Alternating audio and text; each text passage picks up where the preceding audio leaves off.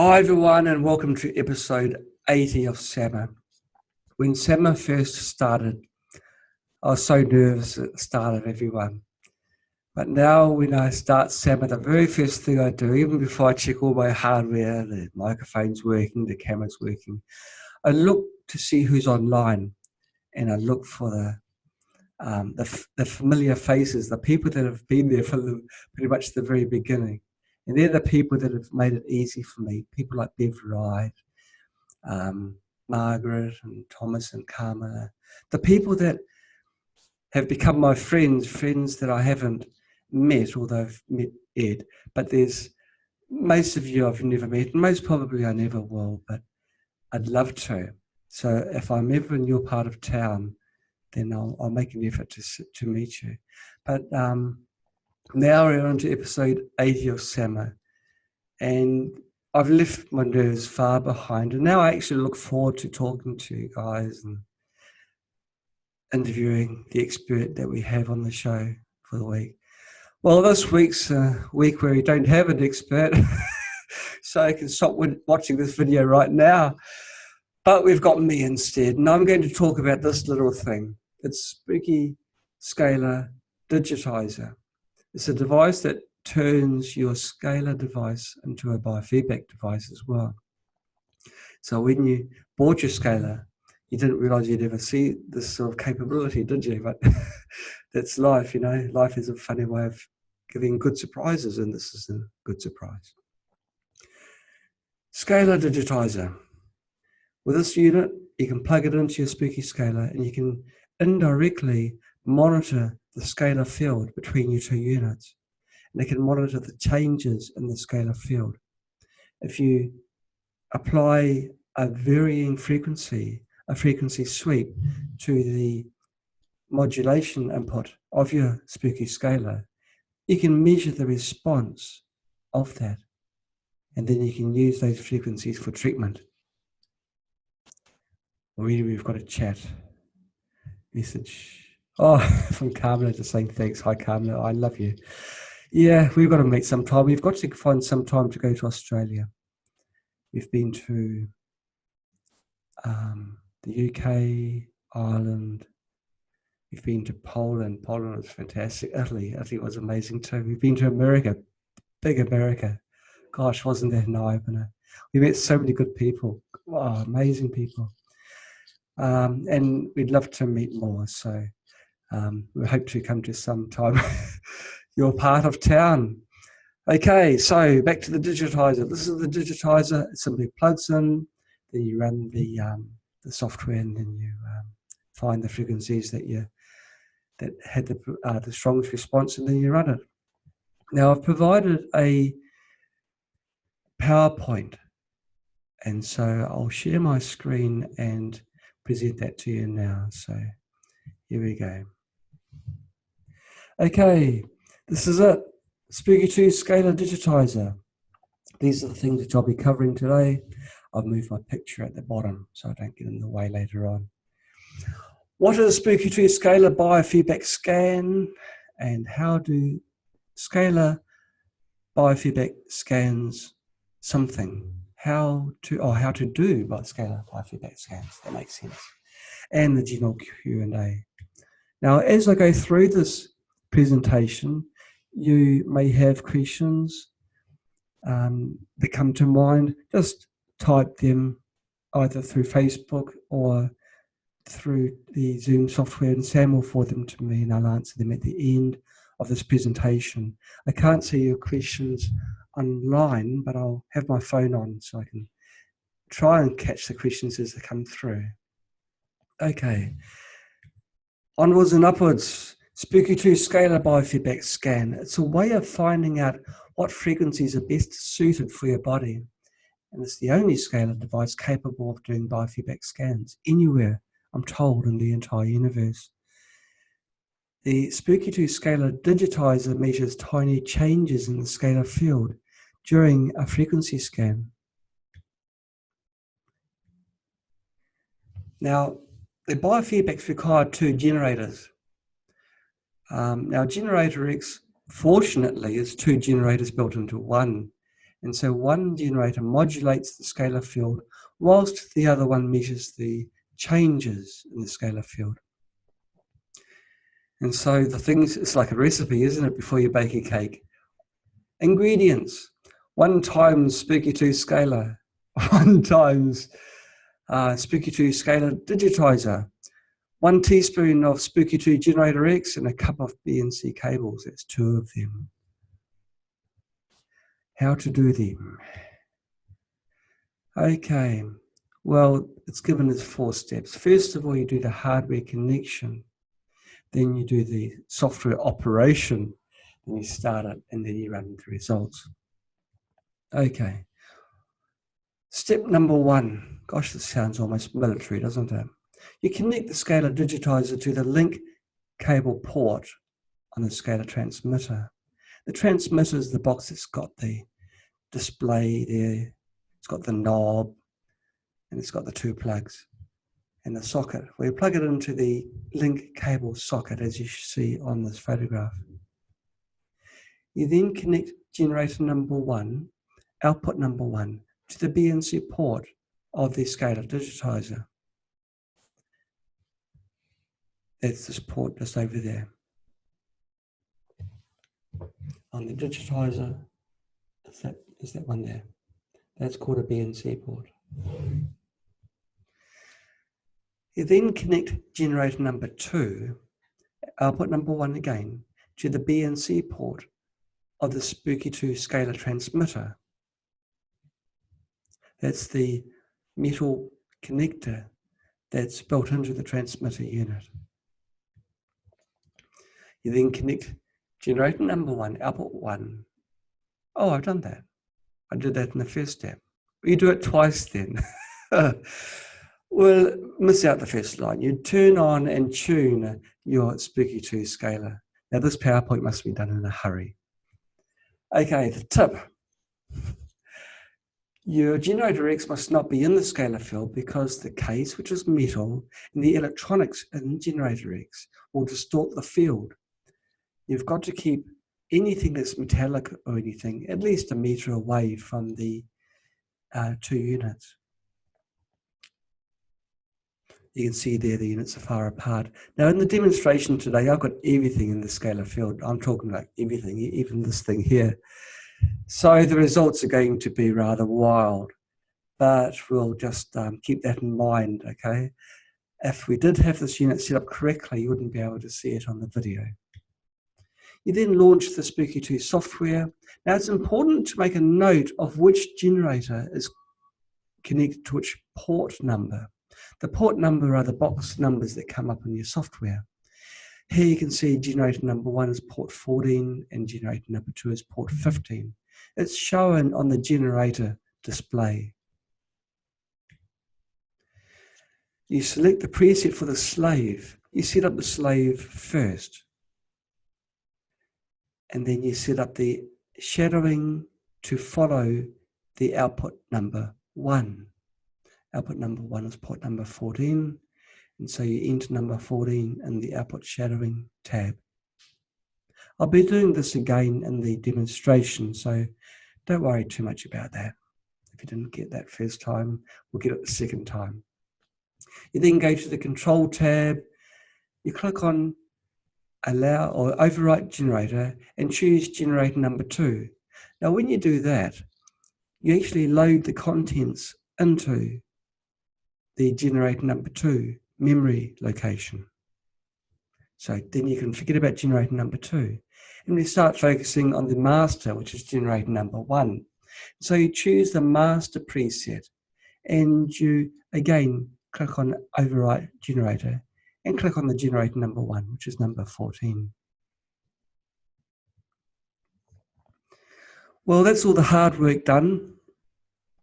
All you've got to do is start the unit.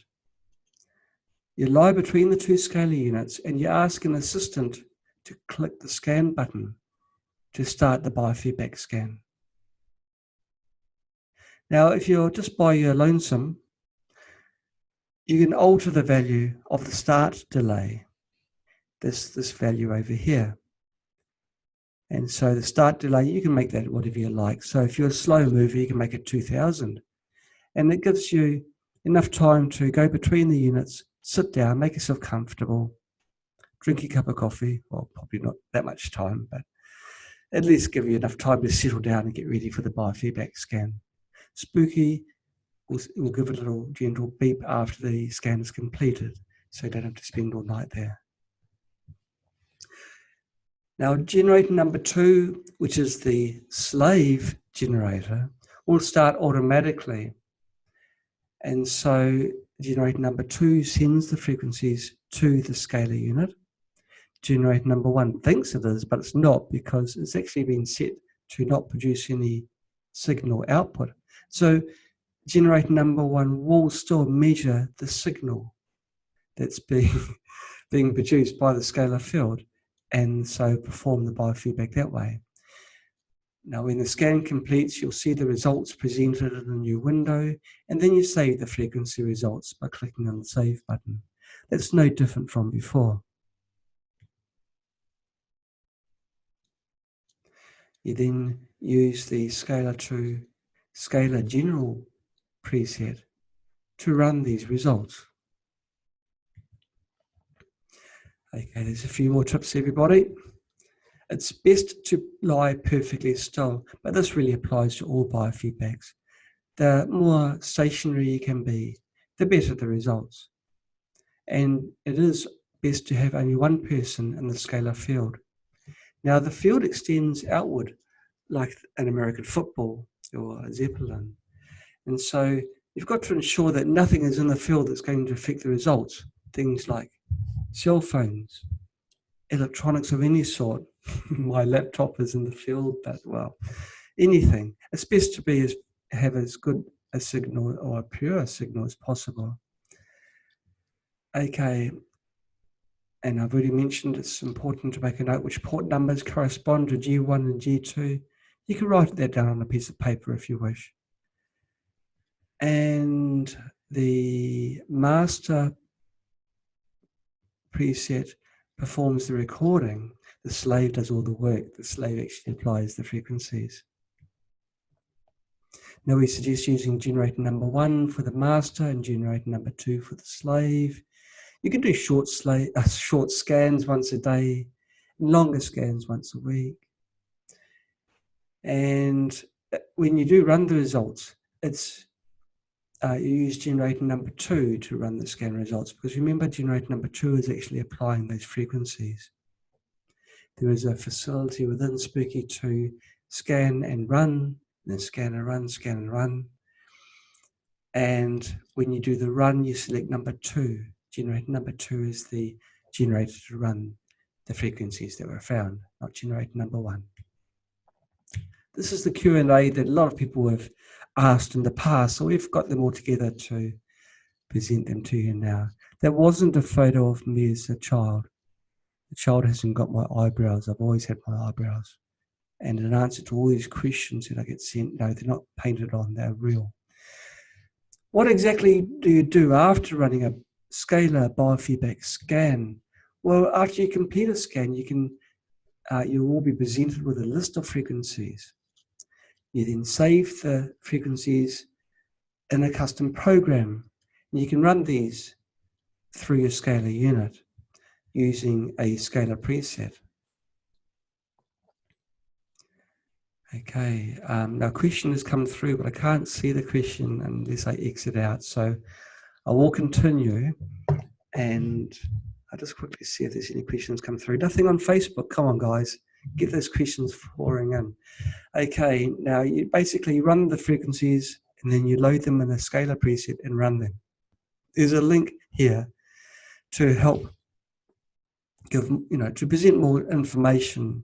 So just, you can't click on this link because it's a video, but just go to this link and you'll get more information from this. Okay, what method do you suggest for actually running the frequencies found in the scalar biofeedback? You can run the hits using any method. You can use remote or contact, but scalar is the best because that's how the frequencies were found. And it's always best to apply the frequencies in the same way that they have found. If you do a biofeedback using contact mode and Spooky Pulse, it's best to apply those frequencies also using contact mode. You can use generator X or the XM generator for the contact mode. That doesn't make any difference, but it's always best to use the same mode. Why can't Spooky Scalar Digitizer be used with the XM generator? Gosh, wouldn't that be amazing? Because the XM generator is so good, so cheap. Generator X measures tiny changes in the scalar field during a scan. Unfortunately, the XM generator doesn't have the magical electronics inside to let that happen. And so only the generator X has the ability to measure signals. The XM generator can only produce signals, it can't monitor signals. I guess if it monitored signals, it would be much more expensive because the electronics and the design and everything that went into that was quite substantial. Where can I put the DNA sample whilst doing scalar biofeedback scans? Now, Scalar Digitizer is different from the sample digitizer. You don't need to have your DNA on it. You just need to lie between the two scalar boxes. And there's another link that gives more information on that. You said before that biofeedbacks cannot be performed whilst in the scalar field. Doesn't this contradict your Scalar Digitizer biofeedback scan? Now, the digitizer measures tiny changes to the scalar field during these scans, and other methods of biofeedback will be affected by that scan. So while you're doing your scalar biofeedback scan, if you can, turn your other signals off. Okay, a question's come in from Mario Santiago. How long does a short and long biofeedback last? Well, generally with any biofeedbacks with generator X, they're quite short because they're so fast. And so we're looking like about 10 minutes, 12 minutes, that sort of region. So Mario, it's not very long at all. I'll be going through and showing you the latest pre-release of Spooky. We'll have a bit of a play with it, and we can see the estimated times that come up. With, of course, Spooky Pulse, you're sitting down for hours, and that's not much fun.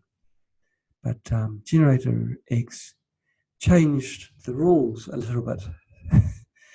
Why is it important to have Generator X outside the scalar field whilst doing a biofeedback? Will the Generator X interfere with the field while not using the Scalar Digitizer?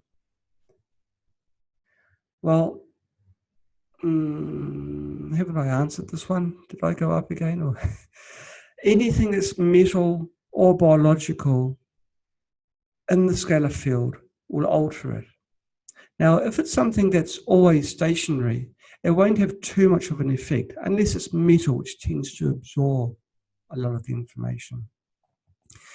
So if you are sitting on a chair that's got some metal in it, that may not be a problem because A, the metal mass is not very large, B, the chair is not moving, or I hope it's not moving, and so it won't vary for the course of the biofeedback. But if it's something that may move, may change during the biofeedback, then you want to not have that there. So I think that answers that one. I wonder why that question came through twice. Is really? Why? That's the third time? Okay, well, we'll go with it, guys. So I'm going to answer the same question 3 times. And of course, the biofeedback is very accurate and sensitive, and any kind of disturbance will affect the results. And so Generator X will measure this disturbance. And if the disturbance isn't from the cells in your body, then it's regarded as bad information. And so this is why we try and keep everything away from the field. Okay, we finally got through that question and we're on to another one. Now, why does the receiver light go off when using the scalar digitizer. Now, normally the receiver light should be on, but it may be more dim. It may be a lot more dim because some power is lost in the digitizer. The link cable becomes more sensitive to the effects of earthing. Now, if you have the light go off, you can lift up the link cable so it's not touching the ground. And then you may find that the receiver light comes on very, very dimly. Now, I want to make an important point here. The receiver light is not measuring the scalar field directly, it's indirectly. What it's measuring is an electrical current that's induced in the secondary of a transformer, which in turn reflects the signal that's going through the scalar field. And so it's not the pure scalar field. The scalar field at this point in time, we do not know a way of directly measuring. And so we've got to measure it indirectly. Now, when you have a current passing through a coil and the coil gets a load on it, we'll say that the generator X inside the scalar field is a load, or the sample digitizer is a load, more current will flow through the coil, but the magnetic field will be reduced. Because the receiver light relies on the magnetic field, the light will become reduced. Even though the field itself has got more current passing through it, it's showing up as being reduced because of the way it's indirectly being measured. So just because the receiver light is less bright, it doesn't mean that the scalar field is not so strong. And in fact, I've tuned our units where the scalar field, the receiver LED is off completely. And that is because the voltage is less than the light voltage, the LED voltage that's on the receiver unit. The signal is being sunk, is being drawn to what is in the field. But that thing that was in the field was the digitizer that was doing the biofeedback scan. So you don't need the light to be on to give the optimum tuning point. So I just thought I'd make that point. Okay, Jamil Baraka asked a question. Okay, it's the first time he's used the scalar digitizer, and he's noticed that the frequency range, now this is in the preset, is 100 Hertz to 50 kilohertz. Is there any reason why the range is only up to 50 kilohertz? Well, that is actually the optimum range for the scalar modulation. You can modulate up to 5 megahertz if you wish, but the scalar field becomes distorted. It's distorted because more of the scalar field is information rather than field itself. The scalar field transports information, but if there's more information passing through, then there's less scalar field, if you like. Until at the end, I guess, we end up with a modulation signal and no scalar field. And so we've opted for 50 kilohertz, which gets a huge swath of results in the biofeedback. And another question from Jamil. How do we know if the generator is correctly connected or functioning? Well, if you've got concerns about whether the modulation is working, you can select a slow frequency within the Spooky database and run that. The coil tester will flash if you place it on the transmitter coil. And in that way, you can see that the transmitter is modulating. I heard my phone beep a couple of times. There's a couple of questions that have come through. If you put a vitamin or mineral in the field, is it equivalent to giving yourself the vitamin? Oops, I've got a vitamin, or giving yourself the metabolic response to the vitamin?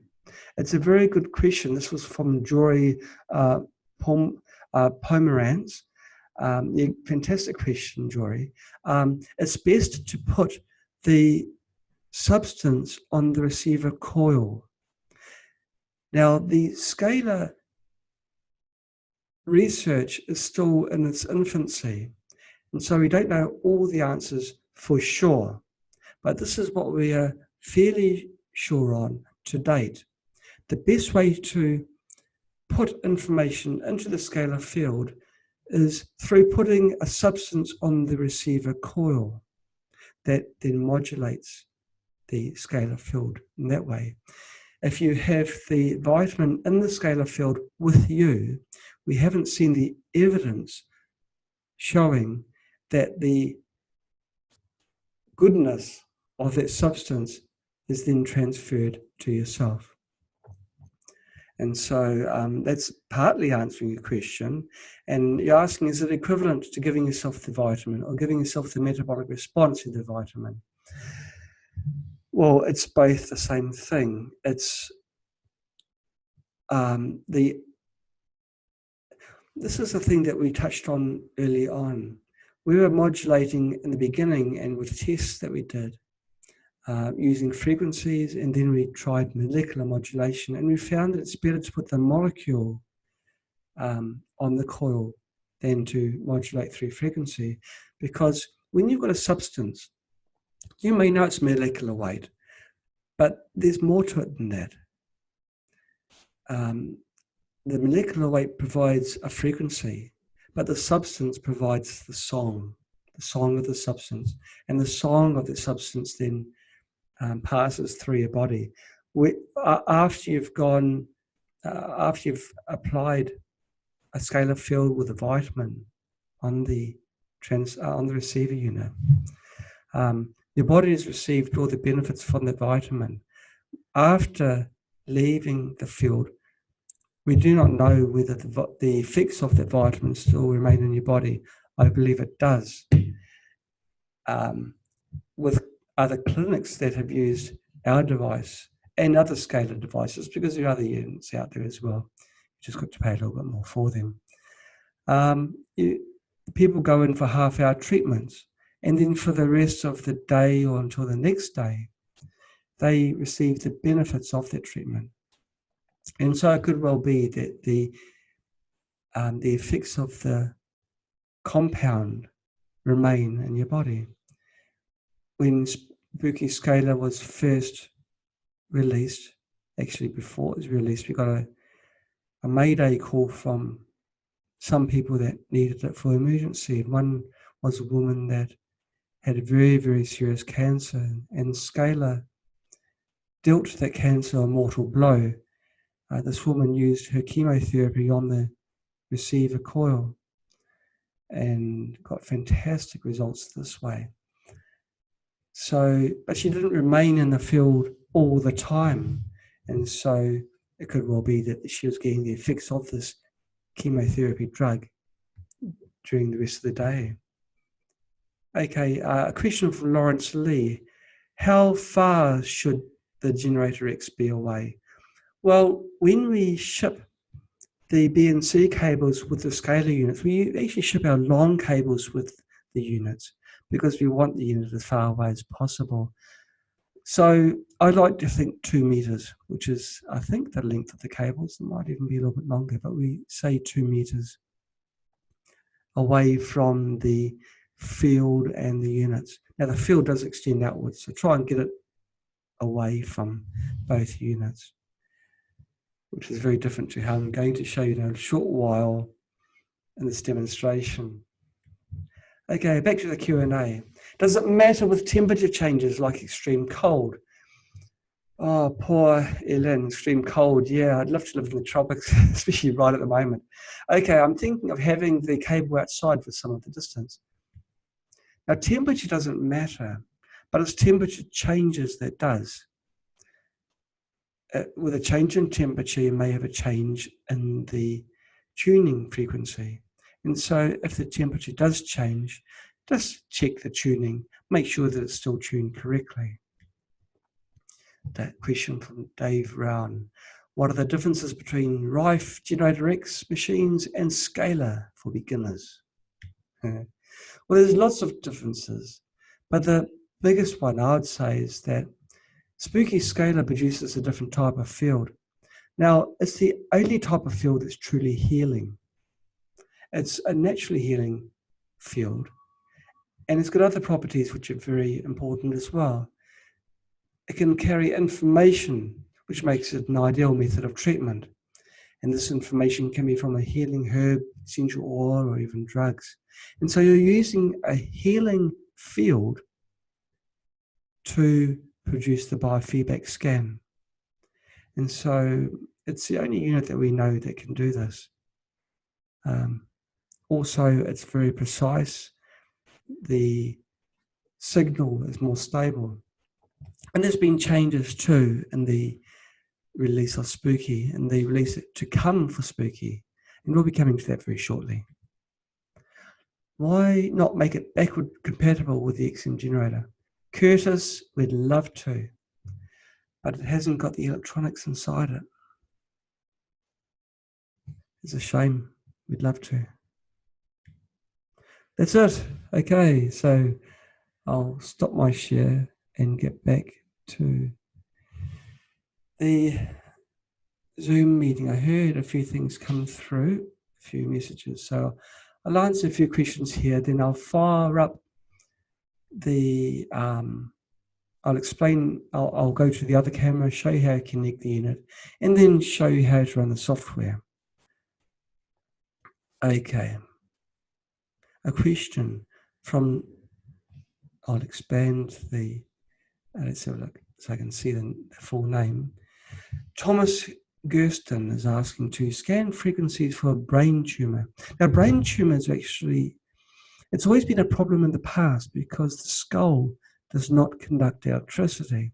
There is a capacitance, so maybe you can get high frequencies through.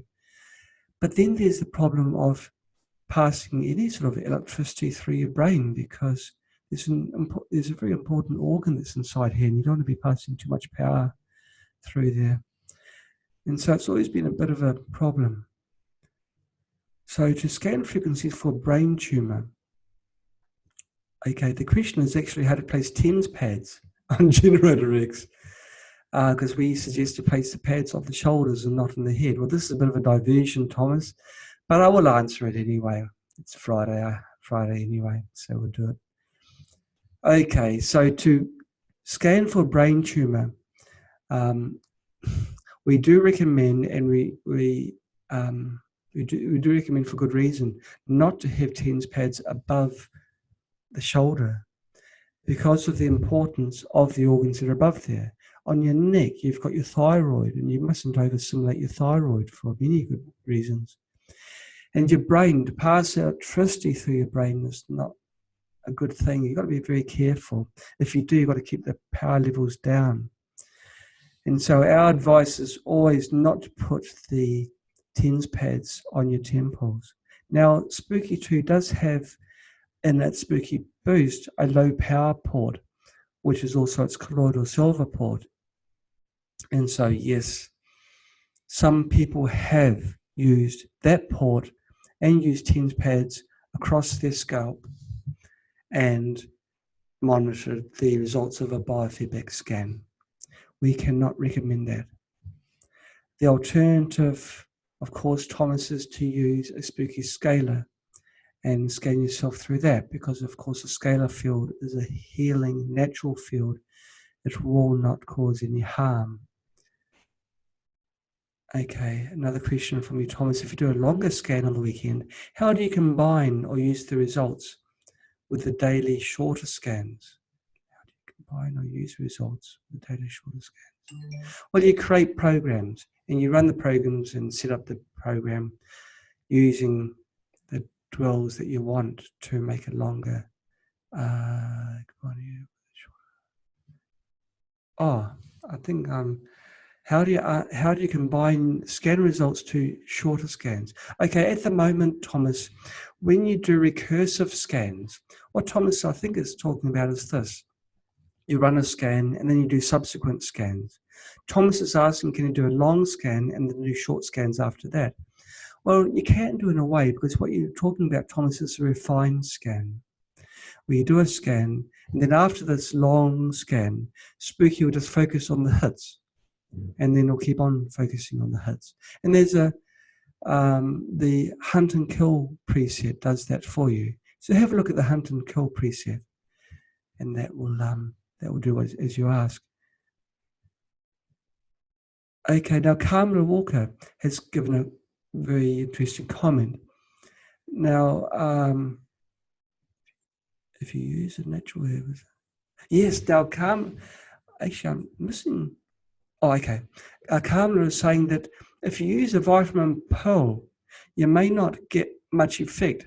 I think this is what you're saying, Kamala, when you're using it with scalar, because it's mostly filler. But if you use the natural herb or substance, most likely you'll see great benefit. That could be true, Kamala. In tablets, when you buy these $15 tablets, well, most of them is just calcium carbonate, chalk. And so it's mostly, that's where your money's going to. But of course, natural herbs, you're getting everything that the herb has in it. Another thing, Kamala, is when people use, well, in particular, I guess, drugs, they mix copies of their own DNA. They've used their urine, they use their blood. The cancer person I was talking about before, they use their blood, and this is when the cancer numbers took a nosedive. They mixed their blood with this substance and then put the whole mixture onto the receiver coil, and that gave the best results for them anyway. Scalar's all new. The results are still pouring in from our users, but everything's all looking very, very positive and very exciting. Okay, so I heard my phone beep. I'll just make sure I've done everything on my phone, and then I'll share my screen again and go on to this order. I'll show you my hardware setup and show you how bad it is. Okay, now Mario Santiago is asking another question. Okay, you're asking, is the scalar biofeedback more accurate and powerful than a biofeedback scan? Pardon me. With a generator X or XM generator. I guess you're asking, Mario, using contact mode. Is it more powerful? It's different, Mario, it's different. In contact mode, with Spooky Pulse, for example, you can do a biofeedback and get a whole body response. That's fantastic for full body scans. But with Generator X, it's harder to do full body scans because we recommend to have the TENS pads close to the problem area because we're measuring the signal changes going through the TENS pads. And so all of a sudden with the Generator X, we've got a problem. We can't really do full biofeedback scans directly. But Scalar directly resolves that problem because the scalar field is passing through your whole body again. And it does it in a non-contact way. It's just a different way, Mario. I wouldn't go as far as to say it's more powerful for biofeedback.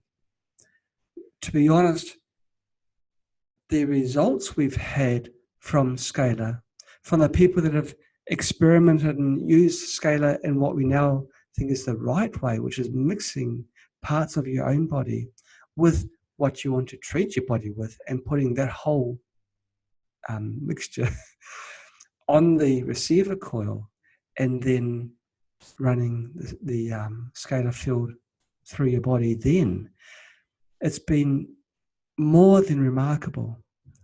We have had results of people that have had problems in saying that scalar is not working for them, and they're people that haven't really they either haven't got the scalar field tuned correctly or they're using it wrong. It's like a car. You can buy a brand new car and you can sit in it. It doesn't move very fast, does it? It doesn't work. It's not doing anything. Something's wrong.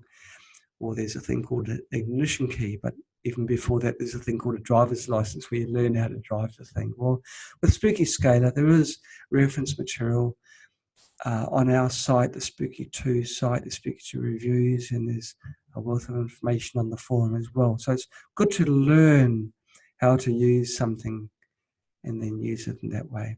And as I said before, and I keep on saying, the best way is to mix a part of you with what you want in your body and placing that on the receiver coil. Tune again the scalar field just to make sure that it's not changed from what you've put on the receiver coil. And then you sit happily in the field. And you can have this in your bedding, you can, Now I'll let you guys in on a little secret. Well, it's not really a secret because I've been saying it in all the conferences, but it's really simple. if you have your Spooky Scalar and you lean on the side of laziness, you're like me. Okay, you just want to sit there, get it done, and then be off. Well, I sleep permanently now in our scalar field, and I read a research paper where 8 hertz modulation in cells where they had damaged the mitochondria, those cells that had an 8 hertz modulated scalar field pass through them repaired the DNA. Now, I want my DNA healed as well.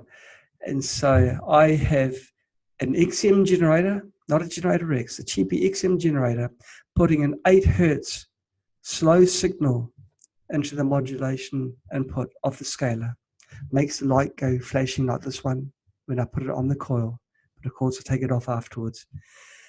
And I have this field in one side of the apartment, and I've got a wire going all the way through to the other side of the apartment. My bed's somewhere between the field, and I leave it running 24/7. As I speak now in the office, the apartment's something like 10 miles away, something like that. And it's running because it doesn't take much power. I don't even think about it. I don't have to think about it.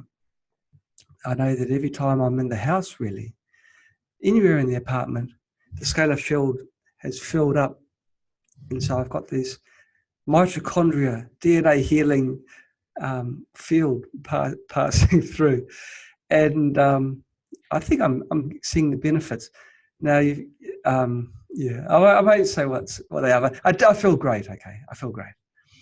And so that's a no-brainer. If you don't want to be reading through how to mix things up and this and that, just modulate your scalar field with an 8 hertz frequency, okay? It's the lazy way. Okay, another question's come through. This is from James Smith. If you tune the scalar field first and then place your mixture, which is your blood or herb as an example, on the receiver, do you retune the scalar transmitter again since there's now something on the receiver? Most times, James, you don't. If it's something small, I don't really bother because, as I said before, I lean on the side of lazy. But if it's something large, if it's a large container, now if you're using blood with a herb, I'm hoping it's not large, okay? You don't need it. You just need a small vial of the substance. You can use maybe even a few drops. So you can use the lancet, which diabetics use for testing for their glucose levels. You just get a few drops if you like, and then mix it in. It's the information that's the important thing. It doesn't need to be of a strong value. It's only the information that your body needs. Now, with regards to drugs, if this drug is for killing a cancer cell, if you like, then with your blood sample, you put the drug in with the blood and you put that in the receiver coil.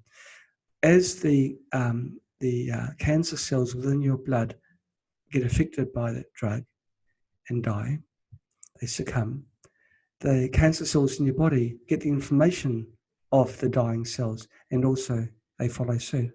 So it's the information, not the power.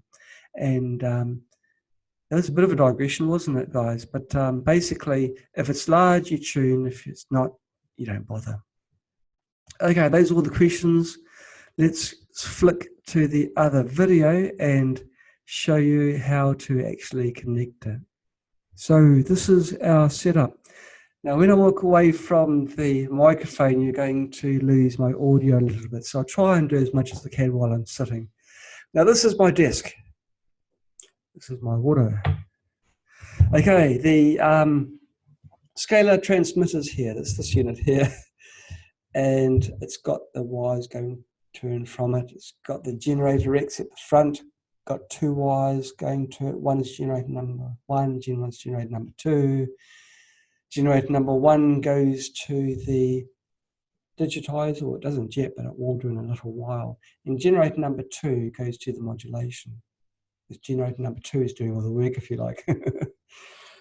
And that's the receiver unit. Now, it's everything's on an angle, but I've got it on an angle just to show you. You can see that I'm in the field, the laptop's in the field, the generator X is in the field, basically everything's in the field except my lunch. So step number 1 is to connect up the digitizer. So I'm going to plug this into where the link cable goes in and plug the link cable on the top. I'm then going to connect generator number 1 to this port on the side there.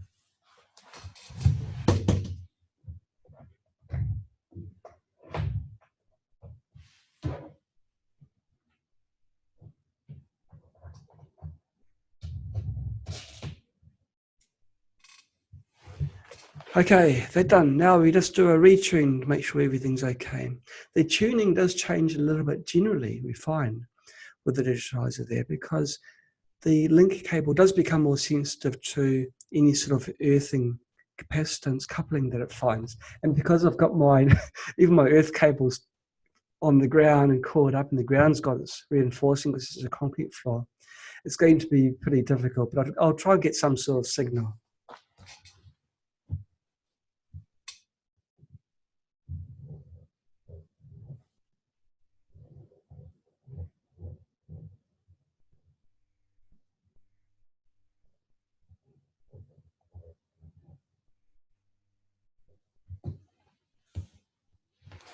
Okay, that's tuned at 5.4 megahertz. Okay, now I'm going to go to sharing screen, and I'm going to show you the software side.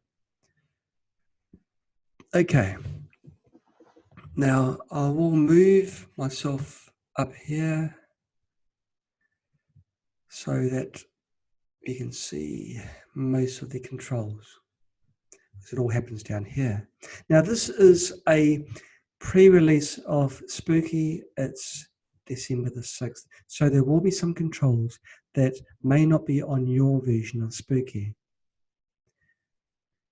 The controls I've added are to improve the results of biofeedback scans and other things as well.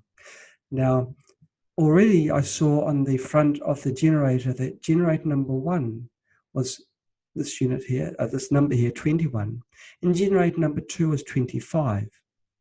The first thing you do is you set up generator number 2, the slave.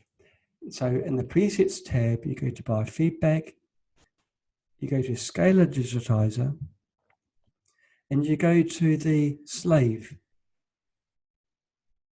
preset. You then go to the settings tab. Remember, generator number 21 is the master. And so in the settings, you've got to change the shadowing to the same number as generator number 1. Having done that, you go to the control tab, overwrite generator, and you click on generator number 2. That sets up the slave. You return to the presets and go on to the master. Master is nice and simple. You don't have to do anything. Allow overwrite, and you click on the master generator. Okay, have you got so far? All you need to do now is click on the scan button. So we'll click on scan and see what happens. The waveforms load for both of those generators because both generator number 1 and 2 are running. And you see generator number 1 has gone purple, generator number 2 has gone green because it's running, it's applying the frequencies. And now you can see the biofeedback ticking away there. Now, because anything I do in the field is going to produce a change. So I'll just double check to make sure that everything's working. Okay, it's found my hand there and it's gone away there. So it's seeing the effect there. So yeah, it's got a few signals there. I'll just double check something.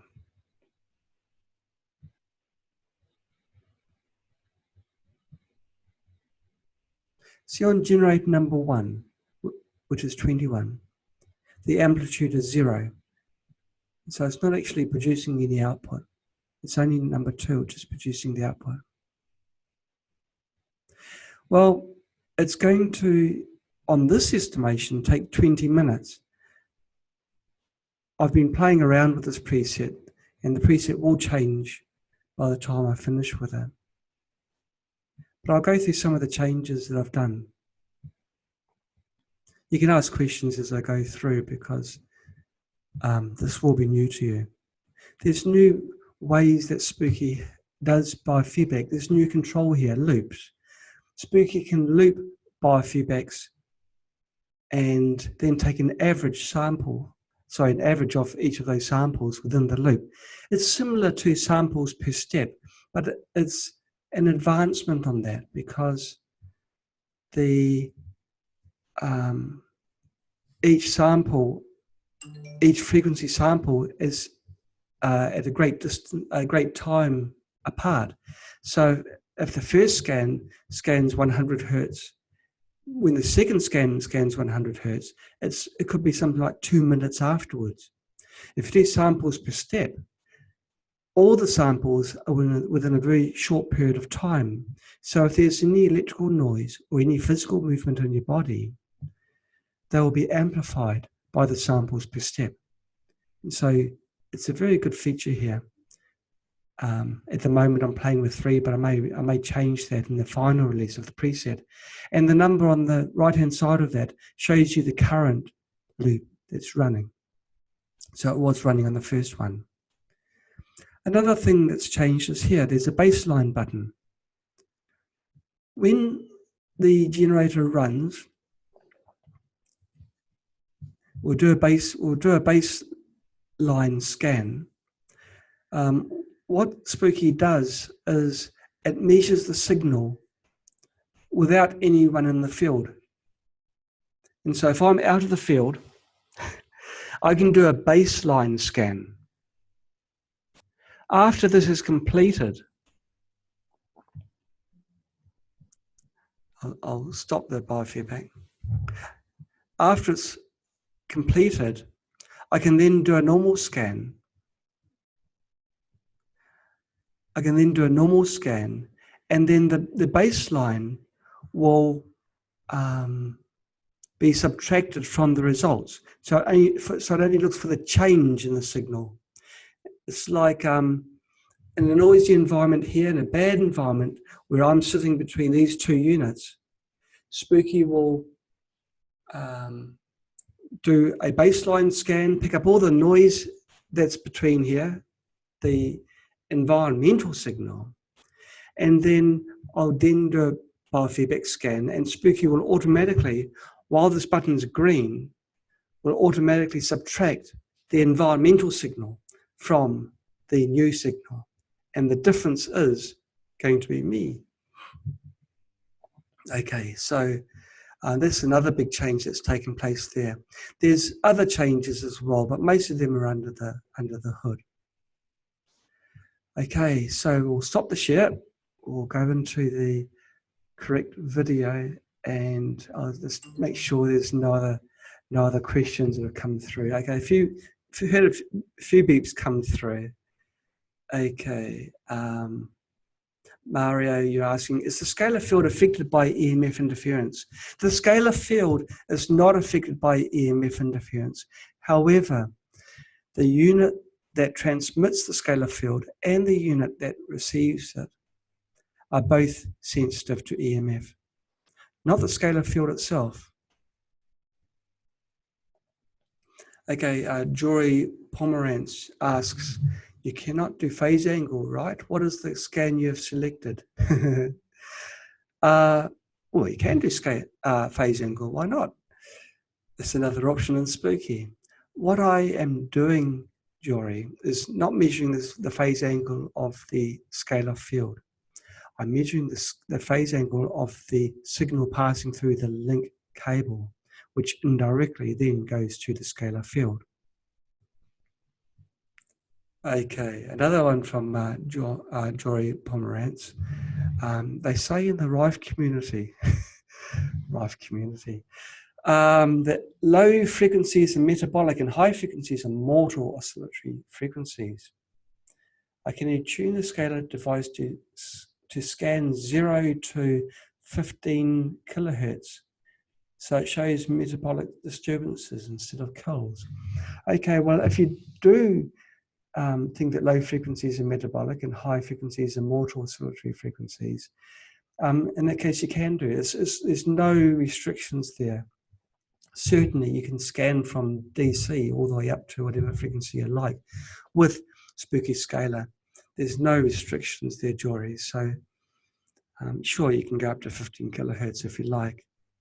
There's several lines of thought, Jory. It's not quite as clear cut as that. And the Rife community isn't quite as cohesive as you may imagine. We'd like to think it is, but there's people that are arguing all the time and disagreeing with each other. We try and bring some sort of cohesion to it, but I guess as long as we're human, it's never going to happen. Okay, so any other questions coming through? No questions on the Zoom, no questions on Facebook. Gosh, guys, we're 9:30 we started, so we're actually an hour. We actually did right on time for finishing. Are there? I heard. Let's have a look. The baseline. I'll go back to share screen and just go a little bit more into the software side. Share, show share, and I press enter. Okay. Now it's done the baseline now. It's found the baseline has been created. When it's been created, you've got to then run a scan and not change any parameters. If you change any of these parameters, then the same baseline will no longer apply. Each frequency point will change. For example, if you change the step size, so you don't change anything here. You then run a scan, and the scan will subtract through the baseline from the results, so it gets the raw information. Now, that's actually a really powerful feature. In the past, you'd have to do it manually, and there's no way of automating it. So now it's been automated, and anyone can do it. And any scan you do will use the baseline you're subtracting. So that's what you do anyway. Okay. Oh, it's just a comment. Another one from Jory is thanking me for my time. Hey, Jory, it's no problem. Or in New Zealand, we'd say no worries. We want the information out there, you know. We don't want to have confusion. We know that the system is a little bit complicated, so we try and make it as usable as possible. Sometimes you just have to, you know, learn a few things to make things happen. But it's exciting things. Like even now, the fact that we've got something that can scan inside your head is kind of cool, you know. Okay, so baseline, the button's green. If I did a biofeedback now, the results will be very small numbers. In the demonstration, it was around 360. You can see the scale here. But if I do another scan, it'll be less. And that's because it's subtracting. So that's that. What other changes can I show you? Yes, if you do use okay, I selected the wrong generator. Okay, now go to scan. Now if you do use the after scan feature in a scalar biofeedback, you'd run on your slave generator, which in this case is number 25. That's interesting how it said 20 minutes here, but it was quite a bit less. I'll see in a little while. This is a pre-release, so a bugbear at the moment is the estimated duration, which is in the scan box here. I've got to work that one out. And there's one other problem I've got to sort as well. So it's still a pre-release. It's not the final release. but there will be some form of baseline there. It may be changed a little bit in the presentation, but there will be some way where you can have a baseline and then subtract that from the readings in the scan. Yeah, so other things I can show you I've set it to 3 loops, and so it'll loop 3 times. Oh, that'll be what finished so quickly, because of course when you're doing a baseline, you don't do a loop. You only run a baseline once. So Spooky is smart enough to know this. After it's done the first loop, it stops. And so now we're doing a biofeedback run. It'll take 3 times as long because it's running the loop 3 times. Okay. More questions. Hey, I love it. Cheryl Lynn. Oh, an off-topic question. Different people say different things. This is about Spooky Remote. Oh, well, it's Friday, so I'll answer it. If I use my DNA in a remote, shouldn't it target my children as well? People are saying it could. It doesn't make, I think it truncated your message, but it, maybe you were saying it doesn't make sense. Okay, Cheryl, this is how it is. We're using DNA to transport information in Spooky Remote. Now, for anyone who's watching this video and doesn't know what Spooky Remote is, it's a way of transporting information from your generator rig to yourself, and you may be miles away, using DNA entanglement. DNA entanglement isn't the absolute most precise term that we could use. A more precise term is molecular entanglement. The DNA came from the same source, was created at the same time. And so your DNA is in the nail. Your child's DNA was created at a different time. So it's not getting the frequencies which are being applied to your nails or some other DNA source of your body. And so, no, it's not going to go to your children. And I know that people are going to disagree with me, but it's life. This is the Rife community. But this is, well, that's my point of view, okay? And I'm kind of in the hub. I get it from all sides, and so, but this is how I see it, and this is what I see as well, and what I see from most of the people that report back to me. We've got some people that have the ability to truly feel frequencies. We found that some people are very, very special, and when we were developing our Spooky remotes, we asked these people to help us, and they astounded us to how accurate they were and how sensitive they were to the frequencies. They were telling us when the unit was running, even without us telling them. They were running the show. So we know something for a fact. And this thing about the DNA from your progeny, from your child, I mean, yes, your DNA is shared, but the source of the time of creation is different. And so even though we call it DNA entanglement, it's more like molecular entanglement. So no, it won't affect your children. Okay, Cheryl Lynn again. Oh, sorry. Same question. I see you've added. Okay, that's actually a fault on my side because the people haven't given it as a single message. You sent it correctly. Yes, I heard quantum entanglement only happened between DNA crystals at the same time. Oh, you've given the answer the same as me. The child was created at a different time from mine. Cheryl, you've had it on the button. Yep. Okay, so that's great. That is true. Your child's DNA was created at the same time. It wasn't made at the same time, and that's when the entanglement is created. When the connection between the DNA is formed. And so if you use a pest eradication preset on an ant that's bravely volunteered itself. You may get rid of the nest, but you won't get rid of all the ants of its species, which I don't know. It's not a bad thing, because life is life. We need all life. We need good and bad.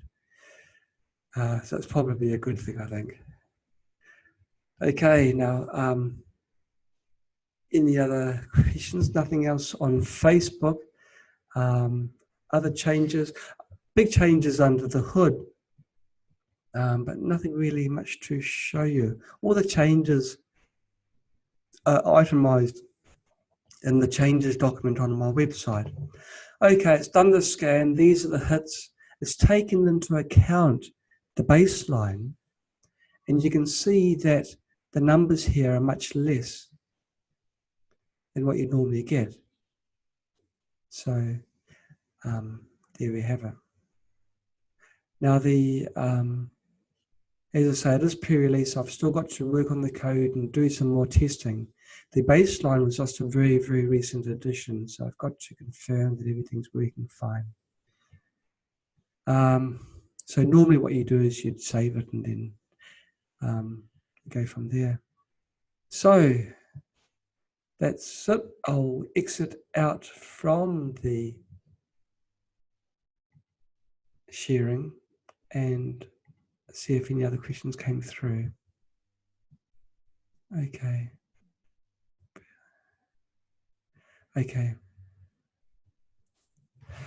A question from Carmela. She's asking, how long will it take into the cancer region gigahertz to scan? Well, gigahertz is beyond the capabilities, Carmela, of our generators. We can go up to, in the megahertz range, generator X can go up to 40 megahertz.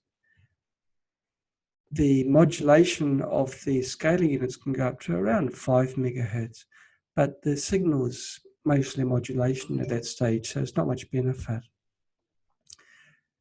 Oh, I understand what you're asking. You're asking me, how long will it take us to develop a machine that will scan in the gigahertz range? We're hoping next week, Carmela. No, it'll take a bit longer than that. It's very interesting. We don't know whether scalar itself can work in the gigahertz range. And we also don't know whether it will be beneficial, because the higher the frequency, the higher the electron potential, and the greater the risk in those higher frequencies. X-rays and other frequencies in the very high range are inherently dangerous. Even ultraviolet, which is the high side of just above the visible, is dangerous as well. So we may never do it. We don't like to think of something which can be dangerous. Kamala Gertzen, you're asking a question. Okay, for applying the frequencies that were found in a scalar biofeedback a la remote, would it be better to use a spooky remote, or is it better? I better read the question again. For applying remote, would sample digitizer scans be better than scalar digitizer scans? Oh, I understand. Is it better to use your sample digitizer scans for Spooky Remote, or is it better to use scalar digitizer scans? Better. Jury is still out on that one, Thomas. Not sure. Maybe it is better. My initial thought is, if you ask me for an answer right now, a sample digitizer would be better for remote application, but I'm really not sure. Okay. Next week, I reserve the right to change my mind. Okay, Margaret Munn, you've asked me for a full link again that starts with, and then you're given a link. I'll leave that for the support staff to answer, because I haven't got the ability to answer that now. I can't paste links, but maybe Sam or one of Sam's helpers could help. Margaret, you're also asking My scalar has the strongest light at 5.9. That's 5.9 megahertz. Is this because part of the connecting wires lying on the floor? Or is it because I have the scalar on the floor and the wires looped over the wooden current rods, so the line goes up and down?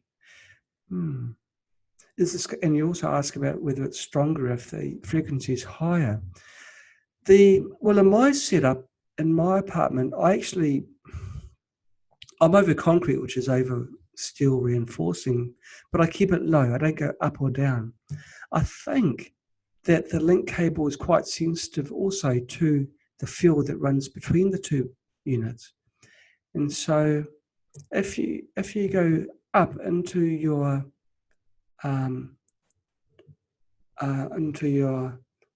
on your wooden, I'm trying to imagine how you'd have it set up. If you go up, try and keep it up, I guess. Or if you go down, try and keep it down. When you have a field crossing a conductor, it's always best to cross it at 90 degrees, not to run along it. And the link cable is basically running along the field. So try and keep the link cable away from the field. If you're going down, that may be the problem. I'd say that the wire on the floor wouldn't be much of a problem. I would be inclined to keep it, this is a test, okay? Keep it on the floor all the way. This is ugly, just do it. And then if it tunes higher, then so be it. Now 4.9 is quite low on the tuning range. We recommend anything, around the 5 mark, but 4.9 still is acceptable. Is it more strong when it's tuned at 6.5? No, the higher frequencies doesn't mean it's stronger, Margaret. It just means that is a frequency that the two units are singing happily to each other the best, with the scalar field humming between you two. Okay, Carmela, you've got a new question. How long will it take to scan in the cancer region using the megahertz range? Oh, okay, so I answered the question incorrectly. Okay, how long will it take? Well, I tell you what, Carmela, you play with the parameters in the preset. You load the preset for doing a biofeedback scan using your scalar digitizer, and then you increase the frequency. At the moment, it's 50 kilohertz. Let's say you go up to 1 megahertz. You change it to 1 megahertz, and then you tab out from that frequency field. The estimated time will be shown on the bottom of the screen, and so that will give you a direct answer. And as I said just a little bit earlier, it's a little bit of a work in progress because the time estimation is a little bit out. But by the time we come to the full release, I'll have that nailed. Okay, well, I think that's me timed up. I'll just, I see. Mario Santiago is asking, any new hardware projects in the works? Well, there's always things in the works, and there's one thing, always things taking my, very interesting, very exciting for me. But this one is very, very exciting. But I can't say a word. Sorry. As I said earlier, this Rife community is not quite as cohesive as one might think. So not everyone's on our side. So yes, there's a lot of things that we have on the boil, and we're working as fast as we can, as best we can, to get things completed. It's exciting times too, because we've now got a new office. We moved maybe a couple of months, or maybe 1 month ago. Time flies. And we've now got a laboratory, which we're going to set up as a biological laboratory, and we're going to be doing testing. So we need to know of any good microscopes. So if anyone knows of any good biological microscopes to use, ones that have got a decent magnification, please drop us a line. I'd love to know, because I haven't got much experience in microscopy. We've had a couple of experts on SAMRs, but neither of them have recommended a specific unit to use. And so we'd like to, we've had one Olympus recommended to us by Ed, but they no longer make that model, which is unfortunate. So if you can just let us know. We want to go to a higher magnification than blood cell analysis. We want to see as much detail as possible. And it's biological tissue, which is transparent as well, so it is a little bit difficult. Well, we know there's good microscopes out there. We just have to find them, and then we've got to try and find the money to buy it. We'll try and make it happen. Now, just another point before I leave. Some people have asked, why is the database smaller than before? Well, this is in the new release of Spooky. Well, it's never smaller, it's always larger. But what Spooky is always doing is improving. Now, Spooky database has got lots of programs. A lot of the programs have got lots of frequencies in them. Some programs can be combined. Programs for different subspecies can be combined. So instead of having a lot of programs with one frequency, you can have fewer programs with two frequencies, for example. And so we've refined the algorithm that Spooky uses to combine and create these programs, in particular with the base paired and molecular weight and DNA databases. And so the program count has reduced, but the number of entries has increased. And so don't panic. Everything's going to be all right. The database is always growing. I've never known it to have fewer entries. Don't look at the number of programs, look at the number of frequencies, because they're the number of ailments that the database can address. Now I'm going to share my screen one more time because I've just had another thought. And the thought was, in the this is the database now. You can see that it was above 40,000, but now it's 37,593. So some people are panicking. What have we done? We've taken away some programs, but relax. It's all under control. Every program you know and love is still there. It's just really when you scroll down and you go down to the molecular weight programs, and you get the ones in particular for the hepatitis.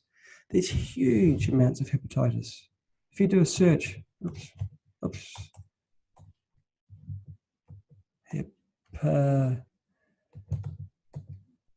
hepatitis. Have I done that right? I'm sure I've chosen something. Here's another one. It's got, okay. There we go. There's a lot of results for Helicobacter, and you've got all these ones here. Now, in the DNA frequencies, you see that some of these programs last for 18 minutes. The pylori A, it's got certain subspecies in there. It's got 6 of them that are combined in one program. See how they're numbered 1 to 6. What you can do, if you just want to run one of the programs, let's say you want to run number 4, you just remember number 4. I'll try and say the word now. I've started Eklekvig 86. It must be in a Russian one. I can select it, load it, and I can save it. 1, 2, 3, 4. The 4th one is the one I want. And so I delete all the frequencies and just keep number 4. If I just want to run that one, and I call it my program, and I save it. And so if I search for my program, there it is. I load it, I unload the Helicobacter one, go and load it into a generator. I load it into my slave, because the slave is actually the one that does the work with the scalar. At the moment it's shadowing, so it doesn't let me run. So I remove the shadowing by making it 0, go to control, overwrite the memory again, and run. And so what I'll do is I'll be running just by one frequency, which is that one species of the helipori, one species. Yeah, that's what you do anyway. But I wanted to show you something really good. Now there's a encyclopedia now. And so if I do a search for acne, as well as showing the programs that are for acne, and there's a lot. There's also encyclopedia entries down in the program description, and so you can learn about it. There we go. Now, isn't that cool? Now, Spooky is always about empowerment, so we've now got a way where we're passing on this information, and it's free information because the software is free, and you can learn all these nuggets of information. It's not necessarily about frequencies, it's also about cleanliness. Sunlight exposure helping acne, tanning, hiding acne. So much information here. Look at it. It even goes into which drugs are useful. You can find which drugs are good. Okay, so we found that benzoyl peroxide is good. So do a copy there. Let's find it. Of course it's in the database. Spooky's got everything. I'll move that one. Yeah, now I can run that frequency, and treat myself and get rid of my acne. Spooky's now become a real powerhouse with this facility. And look at that volume of information it's giving. This, more. It's amazing. How cool is that? And cross-references as well. Now, it doesn't just end there, The encyclopedia, the information has come from 9 different sources, all been processed. And some of these sources have been themselves mined from multiple sources. It's bringing this information all into one point. And so you can sit down and search for something really obscure and find information on it. If you select the program here, then the Spooky will give you information only pertaining to that product. It won't do a full search. Okay, if you do a search for let's have it. I should have prepared this, but we'll do it. If I search for cyst, it'll tell you these encyclopedia entries as well as results in the database. But there's a new search, and this is a full search in the encyclopedia anywhere where the text cyst comes in, not just at the very beginning like it does in the encyclopedia batches. Spooky will return it. It's as if you don't need more information than this. And so if I do the encyclopedia search, it gives me all the cyst, even things that aren't necessarily pertaining to cyst. We're talking about CT scans here and how cysts can be detected through use of a CT scan. Here we go. A CT scan is performed on a pelvic CT. Anywhere where the word cyst appears, it will make it uppercase if you do an encyclopedia search. So it's a polycystic kidney disease. The text cyst is made capital to make it stand out. So just when you thought that Spooky couldn't get any better, he does. There's currently something over 9,000 encyclopedia entries within Spooky. So that's pretty cool. So it's 2 really big developments, let alone the baseline development I showed you with the biofeedback and other things that we've done under the hood for Spooky. We've now got an encyclopedia. And of course, just before Spooky's release, we always update the databases to the latest versions. Don't always look at the number of programs. If you go to the system, you'll see that the number of entries is usually given in the databases. You can see the encyclopedia's got 9,171 entries. So the entries for each of the databases are shown, and those will grow each time. So, yep, Spooky's always going to continue getting better. Oh, there was another question, I heard it. Can I find out the frequency of an item using the scalar coil? Scalar coil. Oh, you're asking, Mario, can you find the frequency of a product? Oh, I think what Mario is asking, can you put a product on the coil and find the frequency of that product? No, Mario. No, I don't believe you can. However, already in the database, and Spooky's got the largest database in the universe, I'm told. You just search for anything and you'll find more than likely something there. You've got the main database, you've got the DNA database, molecular weight database. Molecular weight generally is all the drugs, but also healthy products as well. Base pair database, which is living things that have DNA. And so you've got the all these bacteria, microbes, gosh, so many. It just goes on and on.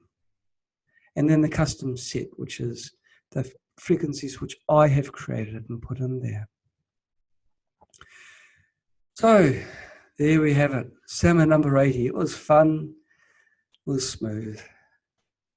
Makes me feel a little bit old. Number 80. Gosh, when we were running there, I think, gosh, I'm never going to get up to 50. And when 50 came, I was really excited, but now we're up to 80.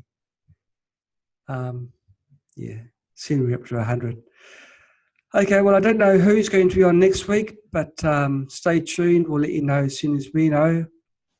Yeah, watch the space for new information. You know, Spooky's got lots of websites. We have the spooky2reviews.com. We've got websites dedicated to Scalar if you want to find out more, spooky2scalar.com. And other websites linked from there. We're always trying to give as much information as possible out. It's all very well being able to make products, but you've got to know how to use them and get also information of how other people have used them successfully. So, the Rife community is learning all the time. We'd like to think that now we're at the forefront, but quite often we talk wrong. Sometimes an expert comes along and really blows us out of the water. But then we take it on board and we spread it out to everyone else. So it's all good. I mean, the summer program itself is all about teaching people new things. And today we learned about Scalar Digitizer, using a scalar field for biofeedbacks. A world first, only here at Spooky. Watch your space because there are exciting new things coming, things I can't talk about, but things that are really, really going to change the way that we think of treatments. Think big, and that's our next project. Take care, everybody. Catch you all next week. And don't forget, please, Wednesdays, coffee time. When Echo Lee sits down, tells you about the latest, what we're up to, and talks to you about things of interest, things of health matters, things that are more interesting about the things that I talk about anyway, which isn't hard to say. But it's lovely to see my regulars back online and all the questions coming through here online and also on Facebook. Take care, everybody. We've got your best interests at heart. We're trying our best to make sure that we've got the best products for you. Till next time, bye-bye.